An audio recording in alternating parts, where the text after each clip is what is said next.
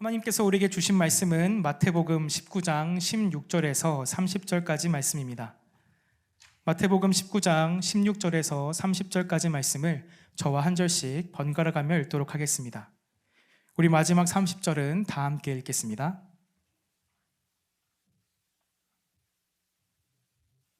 제가 먼저 16절 말씀을 봉독하겠습니다. 어떤 사람이 주께 와서 이르되 선생님이여 내가 무슨 선한 일을 하여야 영생을 얻으리이까? 어찌하여 선한 일을 내게 묻느냐? 선한 이는 오직 한 분이시니라. 내가 생명에 들어가려면 계명들을 지키라. 이르되 어느 계명이오니이까? 예수께서 이르시되 살인하지 말라, 간음하지 말라, 도둑질하지 말라, 거짓 증언하지 말라.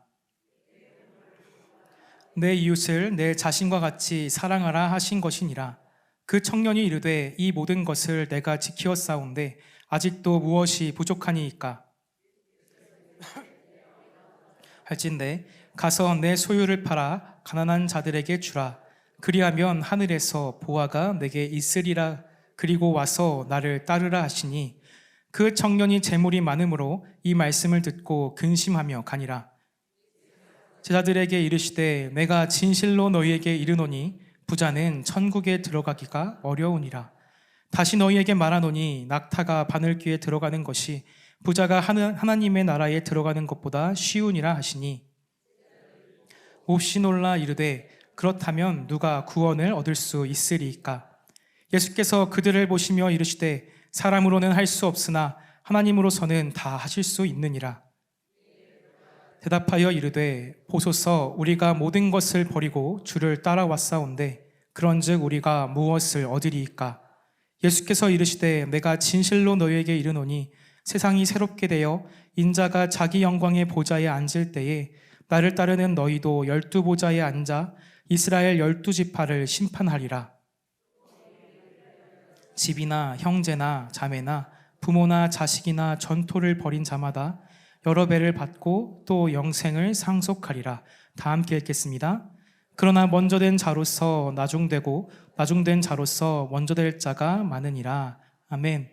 오늘 본문 말씀을 가지고 그런즉 우리가 무엇을 얻으리까? 라는 제목으로 하나님의 은혜를 나누고자 합니다. 혹시 성도님들께서는 돌잡이에 대해서 아시나요? 돌잡이?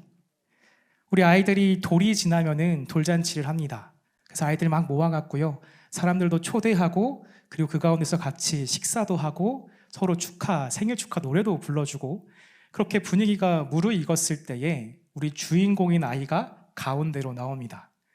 그러면은 그 아이 앞에 수많은 물건들이 깔리게 되죠. 바늘이 깔리기도 하고요, 실이 깔리기도 하고요, 활, 연필, 책, 요즘에는 청진기나 마이크를 놓기도 한다고 합니다. 근데 그 가운데에서요, 이 아이가요 무엇을 집는지 이렇게 주목하는 것이 바로 돌잡이입니다. 여러분들은 무엇을 잡고 싶으십니까? 이 보니까요, 각 물건마다 의미가 있더라고요. 아이가 활을 잡으면요, 군인이나 경찰이 된다고 합니다. 그 아이가 실이나 바늘을 잡으면 오래 산대요. 대추를 잡으면요, 장수한다고 합니다. 그리고 그 아이가 연필을 잡으면 학자나 똑똑한 사람이 된다고 합니다. 참고로 저는 연필을 잡았습니다. 네, 그런데 이렇게 우리 아이가 이 잡는 게 뭔지를 주목하게 되는데요, 그 이유가 뭐냐면 그 아이가 잡는 것이 그의 삶 가운데 이루어지기를 바라는 마음이 담겨 있고, 또 한편으로는 그가 그것을 잡음으로 인해서 그 아이에게 이렇게 자랐으면 좋겠다라는 기대가 담겨 있진 않을까라는 생각을 합니다. 자, 그런데 우리가 돌잡이뿐만이 아니라 지금 여러분 가운데 선택할 수 있는 기회가 있다고 한번 가정해 보겠습니다. 여러분 앞에요, 지금 실과 바늘, 대추, 활, 이렇게 수많은 것들이 깔려 있어요.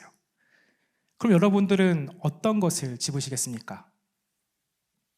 어떤 글을 보니까요, 젊은 부부가 이제 돌잔치를 해서 사람들을 막 초청했습니다. 돌잡이를 진행하는데요, 그 아이가 보니까 연필이 예쁜 거예요. 그래서 그 아이가 연필을 집으려 하는데 엄마가 연필을 뺏는 겁니다. 그리고 그 아이가 잡을 수 있게 그 바로 앞에 돈을 두었다고 합니다. 사람들이 그것을 보면서 야, 돈 진짜 밝힌다. 돈이 중요한 건 알지만 그렇게까지 할 필요가 있을까? 라고 했는데 그 엄마가 아니 그래도 세상에서 돈이 제일 중요하다 당당히 이야기했다라는 글을 보게 되었습니다. 한 번 더 묻겠습니다. 여러분은 무엇을 집으실 건가요? 돈뿐만이 아니라 다양한 것들을 아마 집지 않으실까 생각합니다. 건강에 대해서 염려하시는 분들 같은 경우에는 실이나 바늘이 집을 수도 있겠고요. 또 자녀를 얻기를 원하시는 가정 같은 경우에는 대출을 집기를 바라지 않을까 싶습니다. 그리고 다양한 것들을 집을 수 있는데요. 그 집는 이유가 지금 이 순간 나에게 필요한 것들을 생각하고 상상하지 않으실까 싶습니다. 조금 질문을 바꿔서 말씀을 드릴게요.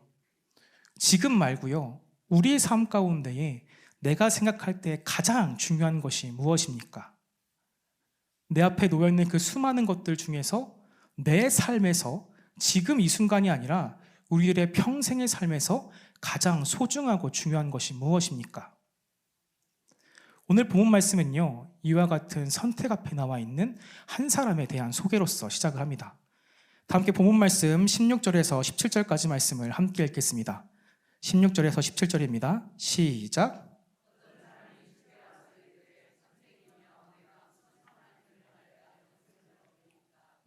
예수께서 이르시되 어찌하여 선한 일을 내게 묻느냐? 선한 이는 오직 한 분이시니라. 내가 생명에 들어가려면 계명들을 지키라. 아멘. 한 사람이 예수님을 찾아왔습니다. 이 우리가 읽었던 20절, 22절의 말씀을 보니까 이 사람이 청년이고 그리고 돈이 아주 많았던 것 같습니다. 이 사람이 예수님께 와서 묻습니다. 선생님, 제가 무엇을 하여야, 어떤 선한 일을 하여야 영생을 얻을 수 있겠습니까? 청년은 아마 이 질문, 영생에 대한 질문을 그 순간 갖고 있었던 것이 아니라요, 오랜 시간 동안 묵혔던 것 같습니다. 아마 그 질문을 가지고요, 선생, 그러니까 랍비에게 찾아가서 물었을 것이고, 말씀을 잘 알고 있는 제사장이나 아니면 서기관들에게 찾아가 그 질문을 했을 것입니다. 그런데 질문을 하고 하여도 자신의 삶 가운데 명쾌한 답이 나오지 않아 좌절하고 있는 그때에 예수님의 소문을 듣고 예수님을 만나기 위해 옵니다. 그리고 예수님께 묻죠. 예수님, 제가 무엇을 하여야 영생을 얻을 수 있습니까? 어떠한 선한 일을 하여야 제가 영생을 얻을 수 있습니까? 이 청년 얼마나 건실한 청년입니까? 영생에 대해서 젊은 나이에 지금 추구하고 있고 간구하고 있습니다. 영생에 대한 질문이 있다는 것은 인간에게 있어서 가장 중요한 본질적인 문제인 지금 죽음에 대해서 직면하고 있고요, 고민하고 있다는 것입니다. 게다가 이 청년은요, 하나님의 말씀도 잘 지켰던 것 같습니다. 무엇보다 소위 말해 세상적으로 볼 때도 아주 성공한 청년이 바로 이 부자 청년입니다. 예수님께서는 오히려 그 청년에게 칭찬해 주시거나 격려하시기는커녕 반문하십니다. 왜 내게 선한 일을 묻느냐? 영원한 생명을 얻고자 한다면 하나님의 계명을 잘 지켜라 라고 이야기합니다. 근데 이 청년이 다시금 묻습니다. 선생님, 제가 어떠한 계명을 지켜야 합니까? 그래서 예수님께서는 10계명을 이야기해 주십니다. 살인하지 말라, 간음하지 말라, 도둑질하지 말라, 그리고 거짓 증거하지 말라, 무엇보다 내 이웃을 내 몸과 같이 사랑하라. 그런데 이걸 들었던 청년이 이렇게 이야기합니다. 20절에요. 그 청년이 이르되 이 모든 것을 내가 지켰사온데 아직도 무엇이 부족하니까. 예수님, 지금 말씀하시는 거요, 이미 다 지키고 있습니다. 이미 다 지키고 있어요. 뭔가 특별한 거, 새로운 거 없습니까? 이에 대한 예수님께서 답을 하십니다. 다 함께 21절 말씀을 봉독하겠습니다. 21절입니다. 시작. 예수께서 이르시되 내가 온전하고자 할진대 가서 내 소유를 팔아 가난한 자들에게 주라. 그리하면 하늘에서 보화가 내게 있으리라. 그리고 와서 나를 따르라 하시니. 아멘. 예수님께서 이 청년에게 하시고자 하는, 진정으로 하시고자 하시는 그 말씀을 하십니다. 그래, 그렇게 하나님의 말씀을 잘 지켰다면 너가 가진 것들을 모두 다 팔아서 사람들에게 나눠주고 나를 따르라 라고 말씀하십니다. 자, 그런데 우리가 주목해야 될 것은 내가 가진 모든 것을 다 팔고가 아니라 그 뒤에 있는 나를 따르라입니다. 나를 따르라. 하나님의 말씀을 잘 지키는 청년이 있었습니다. 이 청년은요, 누군가를 죽이고 싶어 할 만큼 미워한 사람이 아닙니다. 이 청년에게는요, 음욕도 없었고요, 도둑질은커녕 거짓말조차 하지 않았습니다. 부모님을 잘 지켰고요, 자신의 삶에 충실하게 성공했던 사람입니다. 그런데 예수님께서는 그를 선택의 자리에 앉히셨습니다. 그리고는 물으시는 것이죠. 너가 무엇을 택할 것이냐 하고 말입니다. 그가 가지고 있는 재물은요, 그가 지금까지 모았던 재산은 그가 살아가고 있는 그 삶의 방식을 의미하고 있습니다. 그가 과거로부터 살아온 방식을 의미하고 있고요, 지금 살아가고 있는 현재를 뜻하고 있고, 그에게 보장된 미래를 뜻하는 것이 바로 그가 가지고 있는 재물입니다. 그런데 예수님께서는 그에게 전혀 새로운 길을 보여주시며 말씀하시는 것이죠. 나를 따르라 하고 말입니다. 지금은 종영되었던 무한도전이라는 예능 프로에 예전에 이상형 월드컵이라는 것이 나온 적이 있습니다. 굉장히 간단한데요, 후라이드 치킨과 양념치킨이 있습니다. 무엇을 고르시겠습니까? 저는 양념치킨입니다. 골랐어요. 짜장면이 있습니다. 짬뽕이 있습니다. 무엇을 고르시겠습니까? 전 짜장면입니다. 네. 자, 보면요, 후라이드 치킨 떨어졌고요, 짬뽕 떨어졌습니다. 그 다음에 뭐가 붙냐면요, 양념치킨하고 짜장면이 붙습니다. 그리고 그 둘이 장을 겨룬 다음에요, 1등을 정하는 겁니다. 중요한 것은요, 이렇게 올라가는 데 있어서 규칙입니다. 떨어진 것은 다시 올라갈 수가 없습니다. 내가 계속 선택을 하는데요, 내가 가장 소중한 것, 가장 중요한 것을 찾기 전까지는요, 내가 포기한 것들을 다시금 돌아볼 수가 없습니다. 이 청년은요, 그 인생에 있어서 이 이상형 월드컵을 성공적으로 해낸 사람입니다. 방탕한 삶, 여유로운 삶, 자기 마음대로 자기 멋대로 하는 삶, 그 모든 것들을 포기하고요, 하나님의 계명대로, 그 말씀대로 자신을 자제하였고 절제하였고 충실하게 살아온 사람입니다. 근데 그가요, 그 삶 가운데 이상형 월드컵을 계속 이기고 올라갔는데요, 마지막 하나가 남은 겁니다. 바로 예수 그리스도를 따르는 삶. 그가 살았던 평생을 다해 쌓아올린 그것과 지금 예수님께서는 나를 따르라는 그 말씀을 통하여서 그에게 전혀 새로운 길을 제시하고 있다는 것입니다. 이 말씀을 통하여서요, 그 말씀을 들었을 때 성경에 보니 이렇게 이야기하고 있습니다. 그가 근심하며 갔더라. 그가 근심하며 갔더라. 사랑하는 성도 여러분, 다시금 여쭙고 싶습니다. 우리들 앞에요, 수많은 것들이 놓여 있습니다. 다시요, 대추도 놓여 있고요, 활도 놓여 있고요, 청진기, 우리가 알고 있는 그 모든 것들이 놓여 있습니다. 근데 거기 하나가 더 있어요. 그것은 바로 십자가입니다. 이 십자가라는 것이요, 참 어렵습니다. 저한테는 너무너무 어려워요. 십자가를 보면요, 가슴이 울컥합니다. 이 십자가를 보면요, 예수 그리스도께서 우리를 위해서 죽으시고 부활하신 그 사랑이 깊은 울림을 줍니다. 사순절을 보내고 있습니다. 예수님이 걸어가신 그 길, 그 십자가의 길, 그 길을 묵상할 때요, 우리 마음 가운데 이루 말할 수 없는 감격과 감동과 또 아픔이 있습니다. 그런데 우리가 그 십자가를 선택하고 짊어진다는 것은 전혀 다른 문제인 것 같습니다. 바라보는 십자가가 아니라 내가 선택하고 짊어지고 예수 그리스도의 길을 따랐을 때에 그 길은 우리가 알고 듣고 보았던 것과 전혀 다른 길이기 때문입니다. 이 청년도 이와 같은 마음이지 않았을까요?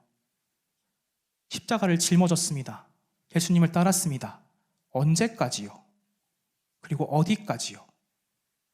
알 수가 없습니다. 예수님이 죽으셨던 그 골고다까지 올라오라고 말씀하시면 어떻게 답하시겠습니까? 예수님이 받으셨던 그 재판장 가운데에 우리를 세우신다면 무엇이라 답하시겠습니까? 십자가를 선택한다는 것이, 예수 그리스도의 길을 따른다는 것이 결코 쉬운 일이 아닙니다. 우리는 이 청년을 보면 이야기합니다. 어리석다. 예수님을 택하면은 그의 삶 가운데 영생이 보장되어 있는데, 영생이 어딨냐고 묻는 그 질문에 답을 주실 수 있는 분이 그 자리에 계신데 근심하며 돌아갔더라. 어리석다. 근데 이 말씀을 보니까요, 저도 어리석어요. 저보고 예수님께서요, 종현아, 지금 너가 살고 있는 삶 다 포기하고 진짜 나를 따르라 라고 물으시면요, 물어볼 것 같아요. 예수님 어디까지요? 언제까지요? 내가 갖고 있는 게 이렇게 많은데요? 내가 쥐고 있는 게 이렇게 많은데요? 내가 과거로 살아온 삶이 이런데요? 지금 내가 여기 살고 있는데요? 앞으로 나의 삶 가운데 보장되어 있는 것들이 이렇게 많은데요? 제가 어디로 언제까지 따라갑니까? 근데 예수님은 말씀하십니다. 나를 따르라. 그리고요, 그 따르는 길이 얼마나 어려운지도 같이 말씀하십니다. 우리도 함께 본문 23절에서 24절까지 말씀을 함께 읽겠습니다. 23절, 24절입니다. 시작.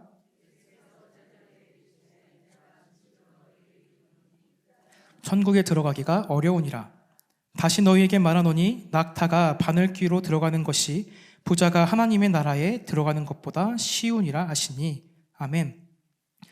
이 말씀을 보니까요, 예수님께서 이야기하십니다.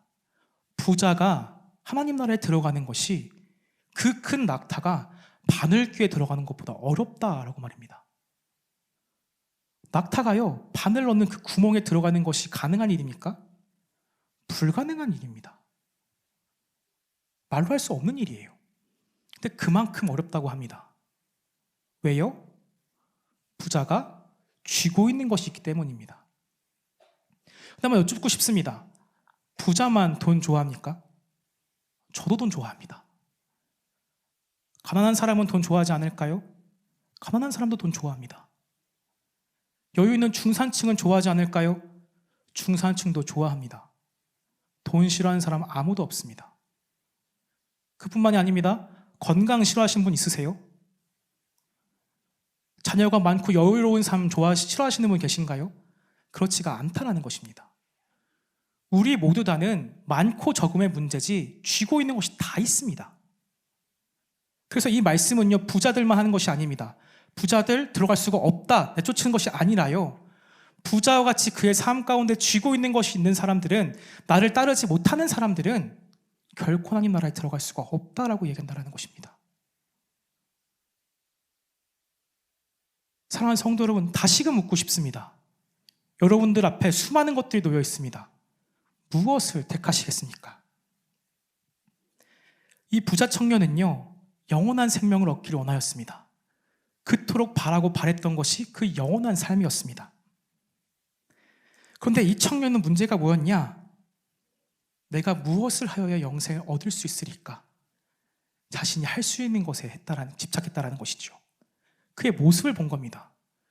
근데 그 모습을 보니까요, 진짜 그 깊숙한 곳에 보니까요, 뭐가 있냐면요, 영생을 원하지 않는 거예요. 이 땅의 평안한 삶, 안정된 삶을 원하는 것이 그의 마음 가운데 있다는 것입니다. 예수님께서 이 이야기를 하시니까 제자들이 놀라서 이야기합니다. 아니 예수님, 그러면 누가 천국에 들어갑니까? 이 청년을 보니까요, 대단한 사람이에요. 부자인 걸 떼고 봤을 때도 엄청난 사람입니다. 10계명에 나와 있는 수많은 계명들을 예, 저 지키고 있습니다 라고 말하는 굉장히 율법을 잘 지키는 성실하고 건실하고 경건한 청년입니다. 근데 예수님께서 이야기하시는 거예요. 이 청년이 천국에 들어갈 수 없다. 그러니까 제자들이 의문점이 생깁니다. 예수님, 그럼 누가 천국에 들어갑니까? 부자가 하나님 나라에 들어가는 것은 낙타가 바늘귀에 들어가는 것과 같다. 그럼 난 부자도 아니고 율법도 지키지 않고 아무것도 준비가 되어 있지 않은데 그럼 구원을 얻을 수 있겠습니까? 하는 생각이 그들 가운데 있는 것입니다. 이 질문을 하고 있는 베드로는요, 모든 것을 포기하고 예수님을 따른 사람입니다. 예수님이 나를 따르라고 했잖아요. 따른 사람이에요. 근데 그게 지금 중요하지 않습니다. 그게 보이지 않아요. 그게 중요한 것은 부자도 못 들어가는데 나는 구원받을 수 있을까? 나는 무엇을 얻을 수 있을까? 하는 질문에 빠져있다라고 합니다. 이에 대해서 예수님께서는 구원에 대해서 그리고 영생에 대해서 매우 중요한 말씀을 하십니다. 함께 본문 말씀 26절 말씀을 함께 읽겠습니다. 26절입니다. 시작. 예수께서 그들을 보시며 이르시되 사람으로는 할 수 없으나 하나님으로서는 다 하실 수 있느니라. 아멘. 이 부자 청년이 뭔가를 하고요, 선한 일을 하고요, 계명을 지키고요, 그러한 노력의 결과물로 되는 것이 아니다라고 지금 말씀하십니다. 주여 누가 구원 얻을 수 있겠습니까? 하나님이 하실 수 있다라고 말씀하시는 겁니다. 그렇게 볼 때 예수님께서 처음 그 부자 청년이 이야기했을 때 반문하신 이유가 여기 있습니다. 이 부자 청년이 예수님께 묻습니다. 예수님, 어떠한 선한 일을 해야 제가 영생을 얻을 수 있습니까? 어떠한 선한 일을 해야 제가 영생할 수 있습니까? 그 사람은 자신의 노력으로서 얻고자 했는 건데 예수님은 말씀하십니다. 구원은 그게 아니야 하고 말입니다. 영원한 생명은 사람이 하는 노력의 결과물이 아닙니다. 만들어내는 것이 아니라 하나님께서 주시는 선물이다라는 것이죠. 그러면 우리가 예수님을 찾아온 이 부자 청년과 같이 살지 않아도 될 것인가? 또 그건 다른 문제입니다. 이 부자 청년은요, 순서가 잘못된 사람입니다. 하나님의 은혜를 경험하였습니다. 구원을 경험하였습니다. 그의 삶 가운데 부족한 것이 너무나도 많습니다. 하나님께서 근데 그 가운데에 선물로서 생명을 허락하시고 구원을 허락하셨습니다. 그 은혜에 감사하여서 그가 율법을 지켰다면 이와 같은 결과가 나오지 않았을 것입니다. 그의 삶 가운데에 순서가 틀렸다라는 것이죠. 예수님의 말씀에 베드로가 대답합니다. 우리도 함께 27절 말씀을 함께 읽겠습니다. 27절입니다. 시작. 이에 베드로가 대답하여 이르되 보소서 우리가 모든 것을 버리고 얻으리이까? 아멘. 그런즉 우리가 무엇을 얻으리이까? 구원이 노력을 해서 된 것이 아니라 그가 한 선한 일의 어떤 결과가 아니라 하나님이 주신 선물이라 했을 때 베드로가 묻습니다. 예수님, 저와 여기 있는 수많은 사람들, 예수님을 따르는 사람들은 다 버리고 예수님을 쫓아왔습니다. 그런데 무엇을 얻을 수 있겠습니까? 이 질문을 곰곰이 묵상해 보니까요, 조금 다른 것을 보게 되었습니다. 베드로는요, 알고 있어요. 그가 얼마나 초라한 사람인지. 이미 베드로는요, 뛰어난 사람을 봤습니다.